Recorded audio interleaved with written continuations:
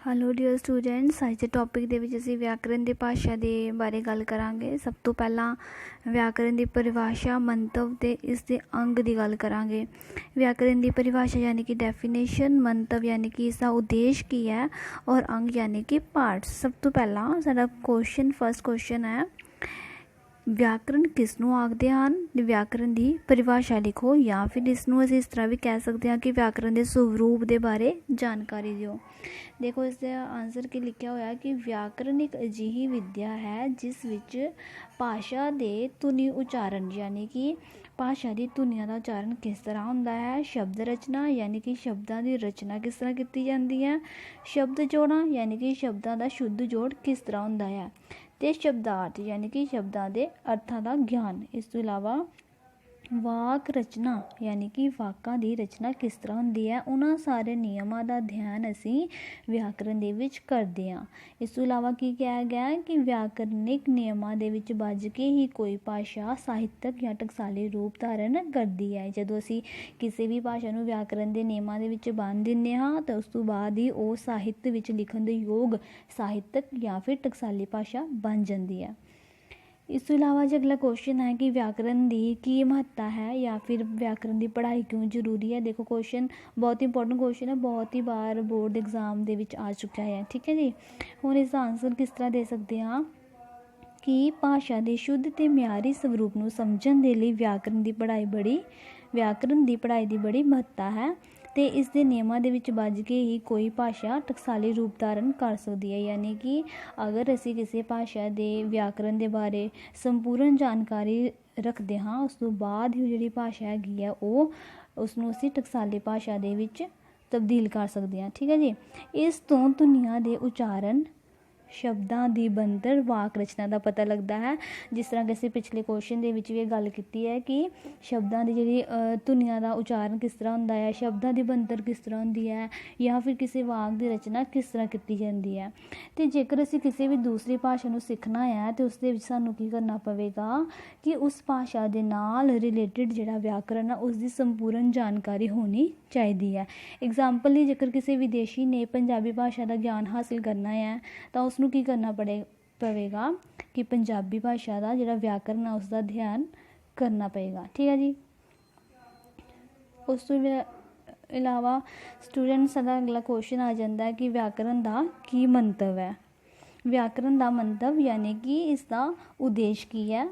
उत्तर है जी, व्याकरण का मंतव किसी भाषा के वर्तारे नूं विग्यानिक ढंग नाल समझना है। कोई भी भाषा है उसका वर्तारा किस तरह दे नाल हो सकता है, उसनूं असीं जदों विग्यानिक ढंग दे नाल उसका ज्ञान हासिल करते हैं तो उसनूं असीं की कहांगे कि यही भाषा का उद्देश्य है। तो इस दे राही की हुंदा है, इस दे राही भाषा के वर्तारे के पिछे काम करते नियम कढ़े जाते हैं तो उन्होंने नियमों नूं समूची भाषा के उत्ते लागू करके भाषा का म्यारी या टकसाली रूप स्थापित किया जाता है। तो इस राही विदेशों नाल संबंधित बोली सिखाई जाती है। देखो जी, समूची भाषा के जो असीं व्याकरणिक नियमों की जानकारी हासिल कर लवांगे, उसके नियम कढ़ लवांगे, फिर असीं की करांगे उन्होंने पूरी भाषा के उपर लागू कर देवांगे तो फिर एक टकसाली रूप जिहड़ा वो तैयार कर लवांगे। टकसाली रूप उसनूं भी कह सकते हैं टकसाली या साहित्यक। जिस भाषा की वरतों असीं साहित्य दे विच करदे हां उसनूं असीं साहित्यक या टकसाली भाषा कहंदे हां। तो फिर उसे भाषा के राही जिहड़े विदेशी लोग होणगे उन्हां नूं असीं इस बोली का ज्ञान हासिल करवा सकते हैं। स्टूडेंट्स का नैक्सट क्वेश्चन आ जाता है कि व्याकरण के कितने भाग हैं या इसके कितने अंग हैं। ठीक है जी, या इस क्वेश्चन इस तरह भी कह सकते हैं कि भाषा के ਵੱਖ-ਵੱਖ अंगों के अध्ययन के अनुसार व्याकरण के किहड़े-किहड़े अंग हैं। किसी भी तरीके का क्वेश्चन आ सकता है।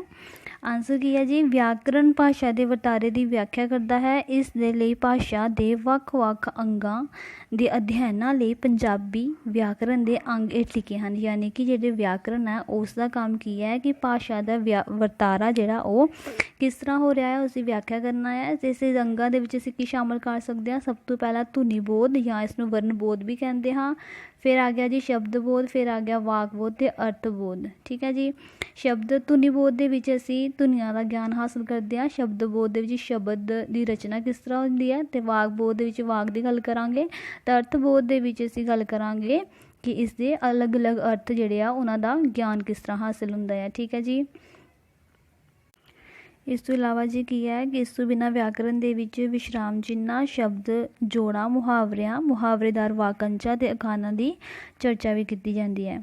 ਹੁਣ ਜੇ ਅਸੀਂ ਇਸ ਦੇ ਅੱਗੇ ਗੱਲ ਕਰਾਂਗੇ, ਜਿਹੜੇ ਪਾਰਟਸ ਦੀ ਅਸੀਂ ਗੱਲ ਕੀਤੀ ਸੀ, ਸਭ ਤੋਂ ਪਹਿਲਾਂ ਆ ਜਾਂਦਾ ਹੈ ਵਰਣਬੋਧ। ਵਰਣਬੋਧ ਕੀ ਹੁੰਦਾ ਹੈ ਕਿ ਵਿਆਕਰਨ ਦੇ ਜਿਸ ਭਾਗ ਦੇ ਅਧੀਨ ਧੁਨੀਆਂ ਦੇ ਚਿੰਨ੍ਹਾਂ ਅਰਥਾਤ ਵਰਨਾਂ ਦਾ ਅਧਿਐਨ ਕੀਤਾ ਜਾਂਦਾ ਹੈ। ਠੀਕ ਹੋ ਜੀ, ਨਾਮ ਤੋਂ ਹੀ ਕਲੀਅਰ ਹੈ ਕਿ ਵਰਨ ਦਾ ਅਧਿਐਨ ਕਰਨਾ ਜਾਂ ਫਿਰ ਅੱਖਰ ਦਾ ਅਧਿਐਨ ਕਰਨਾ, ਉਸਨੂੰ ਅਸੀਂ ਕੀ ਕਹਿ ਸਕਦੇ ਹਾਂ, ਅਰਥਬੋਧ ਜਾਂ ਫਿਰ ਅੱਖਰਬੋਧ ਜਾਂ ਫਿਰ ਵਰਣਬੋਧ।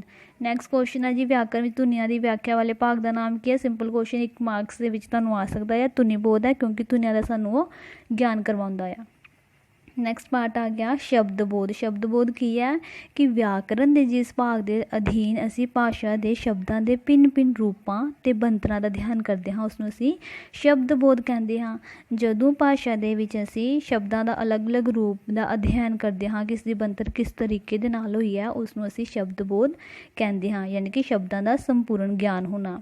ਉਸ ਤੋਂ ਬਾਅਦ ਆ ਗਿਆ ਜੀ ਅਰਥਬੋਧ। ਅਰਥਬੋਧ ਤੋਂ ਕੀ ਭਾਵ ਹੈ ਕਿ ਸ਼ਬਦਾਂ ਦੇ ਭਿੰਨ ਭਿੰਨ ਪ੍ਰਕਾਰ ਦੇ ਅਰਥਾਂ, ਜਿਸ ਤਰ੍ਹਾਂ ਕਿ ਸਮਾਨਾਰਥਕ ਸ਼ਬਦ, ਜਿਹੜੇ ਇੱਕੋ ਜਿਹੇ ਸ਼ਬਦ ਹੋ ਗਏ ਜਿਨ੍ਹਾਂ ਦਾ ਅਰਥ ਸਮਾਨ ਹੋਏਗਾ। ਉਸ ਤੋਂ ਬਾਅਦ ਜੀ ਵਿਰੋਧਾਰਥਕ, ਵਿਰੋਧੀ ਸ਼ਬਦ ਕਹਿ ਸਕਦੇ ਹਾਂ। ਬਹੁਅਰਥਕ, ਜਿਨ੍ਹਾਂ ਦੇ ਬਹੁ ਅਰਥ ਨਿਕਲਦੇ ਹਨ। ਅਤੇ ਉਸ ਤੋਂ ਬਾਅਦ ਭਿੰਨ ਅਰਥਕ, ਜਿਹੜੇ ਅਲੱਗ-ਅਲੱਗ ਅਰਥ ਹੋਣਗੇ। ਅਤੇ ਬਹੁਤੇ ਸ਼ਬਦਾਂ ਦੀ ਥਾਂ ਇੱਕ ਸ਼ਬਦ, ਯਾਨੀ ਕਿ ਉਹਨਾਂ ਦੀ ਬਹੁਤੇ ਸ਼ਬਦਾਂ ਦੀ ਥਾਂ ਅਸੀਂ ਇੱਕ ਸ਼ਬਦ ਲੈ ਸਕਦੇ ਹਾਂ। ਜਿਸ ਤਰ੍ਹਾਂ ਐਗਜ਼ਾਮਪਲ ਦੇ ਸਕਦੇ ਹਾਂ ਅਸੀਂ ਕਿ ਰੱਬ ਨੂੰ ਮੰਨਣ ਵਾਲਾ ਆਸਤਕ। ਠੀਕ ਹੈ ਜੀ, ਇਸ ਤਰ੍ਹਾਂ ਦੇ ਬਹੁਤ ਸਾਰੇ ਐਗਜ਼ਾਮਪਲਾਂ ਹਨ। ਇਸ ਨੂੰ ਅਸੀਂ ਕੀ ਕਹਿ ਸਕਦੇ ਹਾਂ, ਇਹ ਸਭ ਅਸੀਂ ਕਿਸ ਦੇ ਵਿੱਚ ਸ਼ਾਮਿਲ ਕਰਦੇ ਹਾਂ, ਅਰਥਬੋਧ ਦੇ ਵਿੱਚ। ਇਸ ਤੋਂ ਇਲਾਵਾ ਜੀ ਇੱਕ ਪਾਰਟ ਹੋਰ ਹੈ ਸਾਡੇ ਕੋਲ ਵਾਕਬੋਧ। ਵਾਕਬੋਧ ਦੇ ਵਿੱਚ ਅਸੀਂ ਕੀ ਕਰਦੇ ਹਾਂ ਕਿ ਵਾਕਾਂ ਦੀ ਬਣਤਰ ਦਾ ਗਿਆਨ ਹਾਸਲ ਕਰਦੇ ਹਾਂ ਕਿ ਇਸ ਵਾਕ ਦੀ ਰਚਨਾ ਜਿਹੜੀ ਉਹ ਕਿਸ ਤਰੀਕੇ ਦੇ ਨਾਲ ਹੋਈ ਹੈ, ਉਸ ਨੂੰ ਅਸੀਂ ਵਾਕਬੋਧ ਦਾ ਨਾਮ ਦੇ ਦਿੰਦੇ ਹਾਂ ਕਿ ਕੀ ਇਹ ਵਾਕ ਜਿਹੜਾ ਹੈ ਉਹ ਪ੍ਰਸ਼ਨ ਸੂਚਕ ਵਾਕ ਹੈ ਜਾਂ ਕਿਸ ਤਰ੍ਹਾਂ ਦਾ ਵਾਕ ਹੈ। ਠੀਕ ਹੈ ਜੀ, ਤੋ ਸਾਡਾ ਜਿਹੜਾ ਅੱਜ ਦਾ ਟੋਪਿਕ ਹੈ ਵਿਆਕਰਨ ਦੇ ਬਾਰੇ 'ਤੇ ਕੰਪਲੀਟ ਹੁੰਦਾ ਹੈ।